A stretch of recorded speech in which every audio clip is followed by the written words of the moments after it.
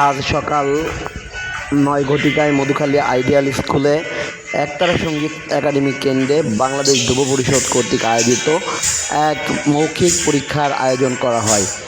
উক্ত মৌখিক পরীক্ষায় অংশগ্রহণ করেন বাংলাদেশ যুব পরিষদ চট্টগ্রাম কর্তৃক নিয়োগপ্রাপ্ত শিক্ষক জনাব উজ্জ্বল বিশ্বাসের পরিচালনায় এবং একতারা সঙ্গীত একাডেমির সভাপতি বিষ্ণুপদ চক্রবর্তী, নাহিদ হাসান সোহেল, মিহির কুমার গাঙ্গুলি, কপিল কুমার নাগের সার্বিক সহযোগিতায় উক্ত পরীক্ষাটি অনুষ্ঠিত হয়। উক্ত পরীক্ষায় সারা বাংলাদেশের মতো মধুখালীতেও অনুষ্ঠিত হয়। এই সময় উক্ত একাডেমির ছাত্রছাত্রীরা পরীক্ষায় অংশগ্রহণ করেন।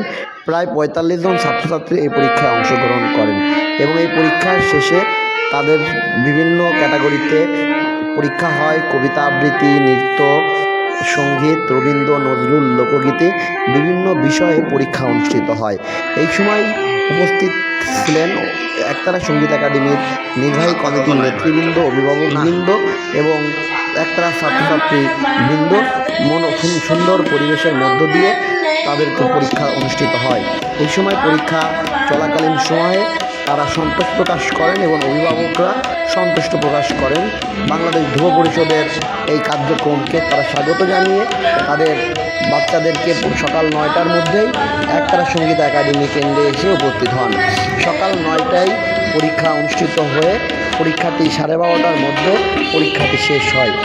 পরীক্ষায় ছাত্রছাত্রীরা তাদের পরীক্ষা সুন্দরভাবে দিতে পেরে তারা আনন্দিত এবং তাদের পরীক্ষা ভালো হয়েছে বলে অভিভাবক ব্যক্ত